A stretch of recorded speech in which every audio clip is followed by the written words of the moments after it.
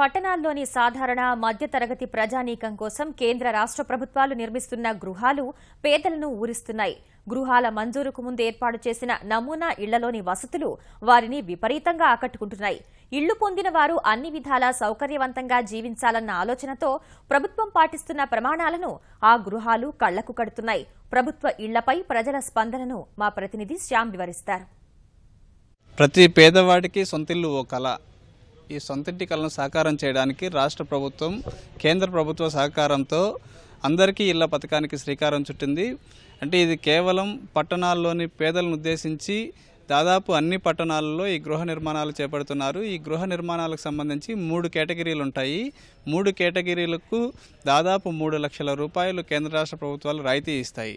దీంతో కేవలం తక్కువ డబ్బుతోనే ఈ సొంతిల్లు కళను సాకారం చేసుకోవచ్చు. దీంతోపాటు ఇవి కూడా అత్యాధునికమైనటువంటి సాంకేతిక పరిజ్ఞానంతో వీటిని నిర్మిస్తారు. అది కూడా G+3 కేటగిరీ కింద వీటిని నిర్మిస్తారు.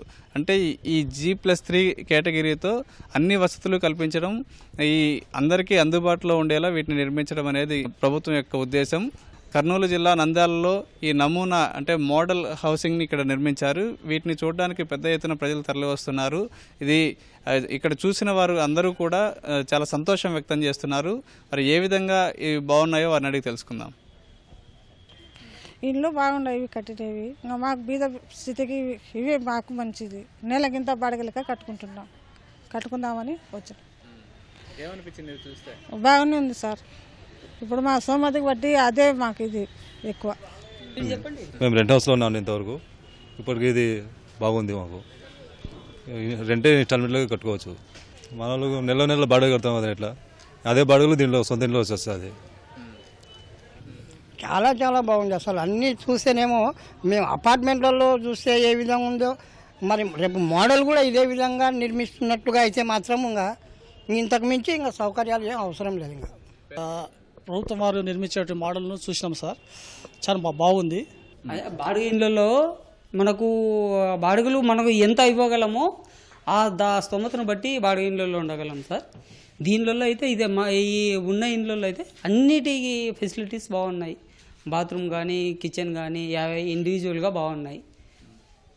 మేము కూడా అలాట్ చేసినాము. ఏలో అలాట్ చేసుకున్నాం. కానీ ఇట్లా ఈ డిజైన్ ఉంటుంది అనుకుంటే కినా మేము సీలో అలాట్ చేసుకునే వాళ్ళము. కానీ నలుగురికి ఫ్యామిలీకి అయితే బాగానే సెట్ అవుతుంది సార్. బాగానే ఉంది. 2 బెడ్రూమ్స్, ఒక హాలు, కిచెను, లెట్రిన్, బాత్రూమ్, బయట మళ్ళీ వాష్ చేసుకోవడానికి, బట్టలు వాష్ చేసుకోవడానికి కూడా బాగానే ఉంది. చాలా బాగుంది సార్. బాగున్నాయి. అసలు నేను ఇట్లా కడతారా అని నేను ఇందాక కూడా అడిగితే అవును ఇట్లనే కడతారా అని అంటున్నారు. చాలా బాగున్నాయి. టైల్స్లు వాటి బెడ్రూములు బాగున్నాయి. చాలా బాగున్నాయి. చాలా నచ్చేసింది మాకు. మేము ముందుగా అనుకోలేదు ఇలాంటి దీనే మేము చేసుకునే వాళ్ళం. కానీ ఒక సింగిల్ బెడ్రూమే అనుకొని మేము చేసుకున్నాం. చాలా బాగున్నాయి. ఓకే, మంచిది, సంతోషం. చాలా బాగున్నాయి. చాలా బాగున్నాయి. రూములు, టైల్స్లు చాలా బాగున్నాయి. నేను అనుకోలేదు అసలు ఇంత బాగుంటుందని. చాలా బాగున్నాయి. ఈ గృహాలను కేవలం 15 నెలల్లో పూర్తి చేస్తామని ప్రభుత్వం చెప్తుంది. ఇది అత్యాధునికమైనటువంటి షేర్ వాల్ టెక్నాలజీతో దీన్ని నిర్మిస్తామని చెప్తున్నారు. అంటే ఈ షేర్ వాల్ టెక్నాలజీ అనేది పాశ్చాత్య దేశాల్లో బాగా ప్రాచుర్యం పొందింది. అదే టెక్నాలజీతో చాలా తొందరగా దీన్ని నిర్మించే అవకాశం ఉంది.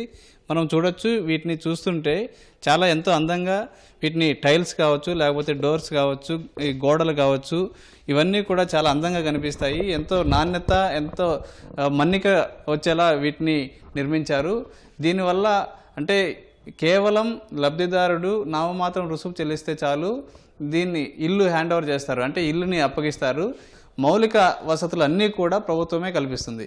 ఇది దాదాపు 3 లక్షల రూపాయలు రాయితీ ఇస్తున్నారు కాబట్టి తక్కువ మొత్తంలోనే ఇది సొంతింటి కల సాకారం కానుంది. కెమెరామెన్ శేషుతో శ్యామ్, ఈటీవీ న్యూస్, కర్నూలు.